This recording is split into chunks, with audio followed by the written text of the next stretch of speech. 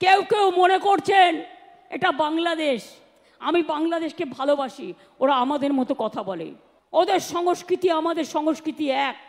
কিন্তু মনে রাখবেন, বাংলাদেশ একটা আলাদা রাষ্ট্র, ভারতবর্ষ একটা আলাদা রাষ্ট্র। মোদিবাবু আপনার পার্টিকে দিয়ে আগুন লাগাচ্ছেন, মনে রাখবেন বাংলায় যদি আগুন লাগান, আসামও থেমে থাকবে না, নর্থ ইস্টও থেমে থাকবে না, উত্তরপ্রদেশও থেমে থাকবে না, বিহারও থেমে থাকবে না, ঝাড়খণ্ডও থেমে থাকবে না, উড়িষ্যাও থেমে থাকবে না, আর দিল্লিও থেমে থাকবে না। আপনার চেয়ারটা আমরা টলমলো করে দেব।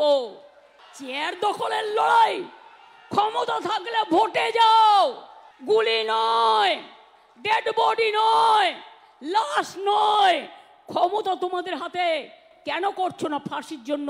যে এইসব ধর্ষণ করলে ফাঁসি হবে, কেন এই আইনটা করছো না?